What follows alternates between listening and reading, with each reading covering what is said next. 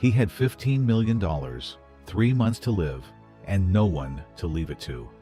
So he put on a bus uniform and disappeared into a city full of strangers. What happened on day 23 will leave you speechless. Mr. Wayne Steve looked out the massive glass window of his office. From the top floor of the City Hall building in Boston, Massachusetts, the world looked small. Cars crawled like ants along the historic streets. People rushed by, bundles of coats and umbrellas under the gray autumn sky. Wayne was 65 years old, a highly respected senior government official. He had spent his entire life climbing the ladder of success. He had power, prestige, and more money in the bank than he could ever spend. But inside, Wayne felt completely empty. 2 hours ago, Wayne sat in a quiet doctor's office. The physician's voice was gentle but heavy. The medical tests were conclusive. Wayne had a rare, terminal illness. The treatments could only do so much. The doctor told him he had, at most, a few months left to live. Wayne didn't cry, he didn't scream. He simply nodded, thanked the doctor, and walked back to his office. Now, sitting in the quiet luxury of his room, the truth settled in. He was going to die, and he was completely alone. He had never married. He had no children, no siblings, and no close friends. His relatives were distant people who only called him when they needed a loan or a favor. "What is all this money for?" Wayne whispered to the empty room. He looked at his financial statements. Millions of dollars sat in various accounts. If he died tomorrow, the state would take a massive portion, and the rest would go to people who didn't care about him. Wayne decided right then that he wanted his fortune to go to someone truly good. He wanted to change the life of a person with a pure heart. But how could a wealthy, powerful man find a genuinely good person? In his world, everyone smiled at him. Everyone was polite because they wanted something from him. To see people's true colors, Wayne knew he had to strip away his wealth and status. He had to become invisible. That evening, Wayne called his most trusted personal lawyer. He gave strict instructions to prepare his will. The document left his entire estate to a single beneficiary, but the name was left blank for now. "I am going away for a few weeks," Wayne told his lawyer. "Do not try to contact me. I have an important task to finish." Wayne left his luxury apartment in Boston and drove 40 miles north to a small, quiet town called Oak Ridge, Massachusetts.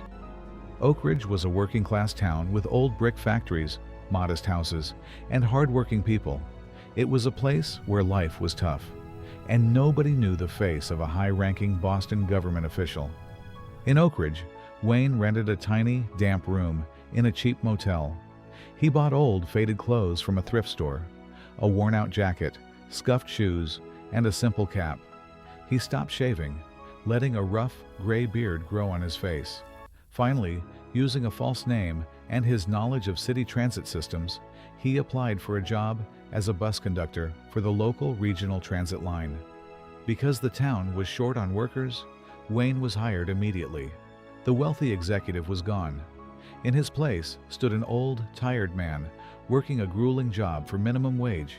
The winter arrived early in Oak Ridge, bringing freezing winds and heavy snow. For Wayne, the work was physically exhausting. His body ached from standing on the moving bus for hours. His hands grew rough and cold.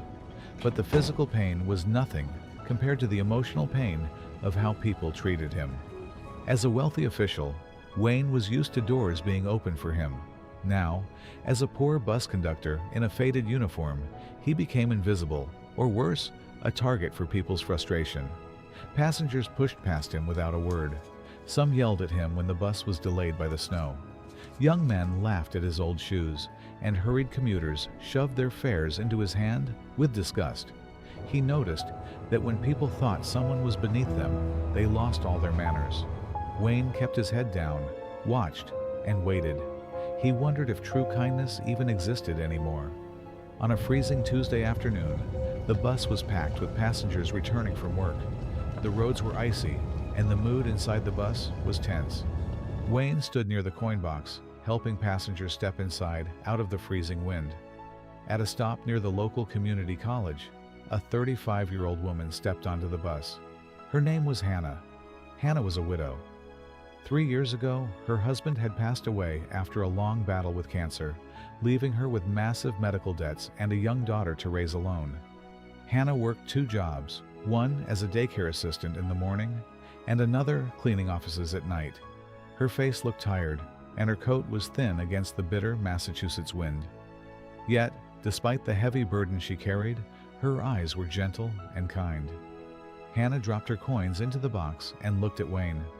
Unlike the others, she didn't look past him. She gave him a warm, genuine smile. "Cold out there today, isn't it?" Hannah said softly. "Make sure you keep your hands warm." Wayne was stunned. It was the first kind word anyone had spoken to him in weeks.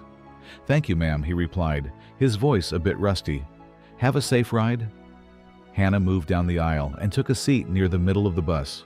Wayne watched her, feeling a strange warmth in his chest. But his peace did not last long. At the next stop, 3 loud, aggressive young men boarded the bus. They were wearing expensive winter jackets and carried themselves with an attitude of arrogance. They didn't want to pay the full fare, dropping only a few pennies into the box and trying to walk past Wayne. Wayne stood his ground.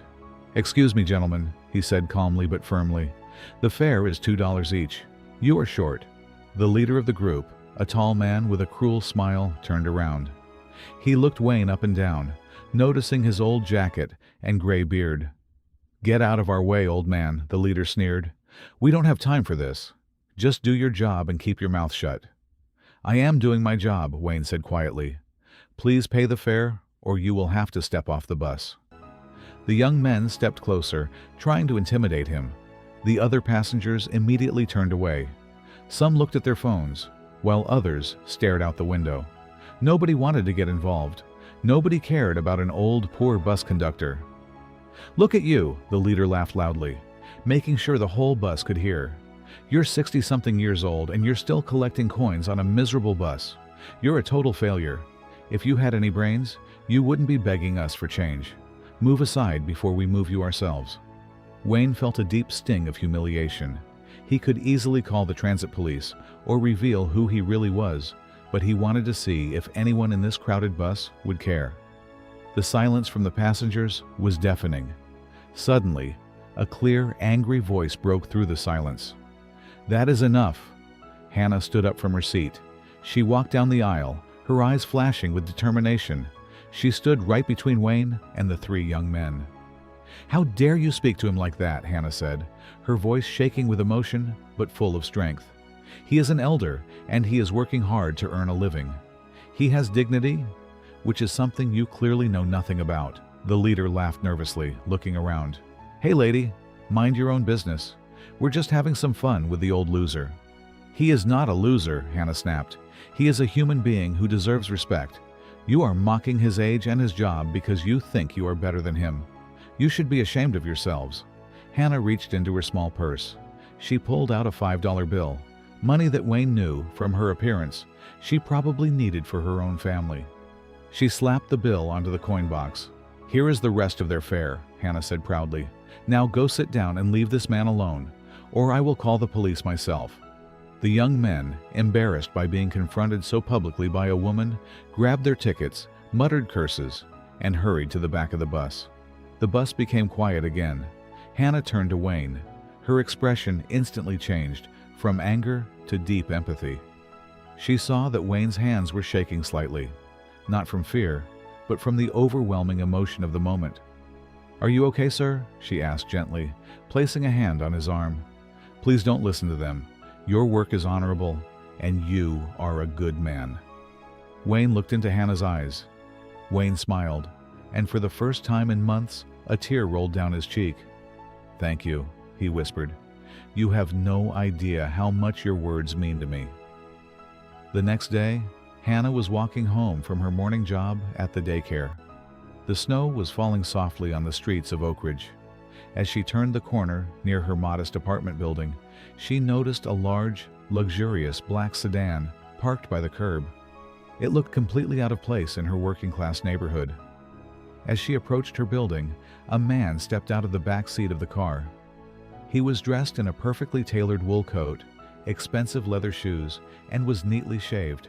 Hannah stopped. She stared at the man's face. Despite the expensive clothes and the clean shave, she recognized the eyes. It was the old bus conductor from yesterday.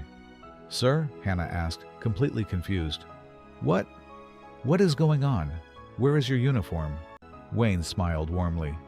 "Hello, Hannah. My name is Wayne Steve." He stepped forward, signaling his driver to wait. "Can we talk for a moment? I have a story to tell you." They sat in a quiet local diner nearby. Wayne told Hannah everything. He told her about his high-ranking job in Boston, his massive wealth, and the devastating news of his terminal illness. He explained his experiment in Oak Ridge and how he had spent weeks searching for one pure heart. "Yesterday on that bus, I didn't just find a good person," Wayne said, his voice thick with emotion. "I found a hero. You stood up for a poor man when the rest of the world turned away. You gave me your own money because you couldn't bear to see someone's dignity destroyed." Hannah sat in complete shock, her hands covering her mouth. "Mr. Wayne, What is it? I don't know what to say. I just did what was right." Wayne reached into his coat pocket and pulled out a legal document. He placed it gently on the table in front of her. "This is my legal will," Wayne said. "As of this morning, you are officially named as my sole heir. When I pass away, my home in Boston, my investments, and my entire fortune, amounting to over $15 million, will belong to you and your daughter. You will never have to worry about bills, rent, or debts ever again. You are safe." Hannah stared at the paper. Tears flowed freely down her face. She thought about her late husband, the endless sleepless nights worrying about money, and the future of her little girl. The burden was suddenly lifted. "I can't accept this," Hannah sobbed. "It's too much. I didn't help you for money." I don't know what "I to know do. you didn't," Wayne replied softly. "That is exactly why you are the only person who deserves it." When she looked at Wayne, she didn't see a rich benefactor. She saw a lonely, dying man who had no family to hold his hand in his final days. "Mr. Wayne," Hannah said, wiping her tears, "you have solved all my problems, but money cannot buy comfort when you are sick. You shouldn't be alone in a cold apartment. Come live with us in Oak Ridge. Let me take care of you." Wayne was deeply moved. He agreed, moving out of his lonely Boston apartment and into a comfortable house that they rented in Oak Ridge. Over the next few months, Hannah became Wayne's personal angel. She used a portion of her new Ready funds for to a hire the morning best medical story? specialists, but the real medicine was her daily care. Hannah cooked nutritious, She walked home-cooked into meals the for Wayne. garden, her heart She full made of sure he hope. took his medications on time. She sat by his That sounds bedside like during his us. weakest moments, reading to him It and listening to does. his life stories. More importantly, Wayne became a grandfather to Hannah's 7-year-old daughter, Lily. They played board games, watched movies, and laughed together. For the first time in 65 years, Wayne experienced what it felt like to have a real, loving family. 6 months after moving in with Hannah, Wayne went back to the hospital in Boston for a routine checkup. The same doctor who had given him the terminal diagnosis looked at the new test results with absolute disbelief. "Mr. Steve, I don't know how to explain this," the doctor stammered, shaking his head. "The progression of the disease has completely stopped. In fact, your tumors are shrinking. Your blood work is near perfect. It's a total miracle." Wayne smiled, looking over at Hannah, who was holding Lily's hand in the corner of the room. "It's not a medical miracle, doctor," Wayne said softly. "It's the power of love." Wayne Steve didn't die that winter. Thanks to the pure heart of a struggling young widow, he was given a second chance at life. He had saved Hannah from poverty, but her kindness had literally saved his life. Together, as a true family, they walked out of the hospital and into a bright, beautiful future.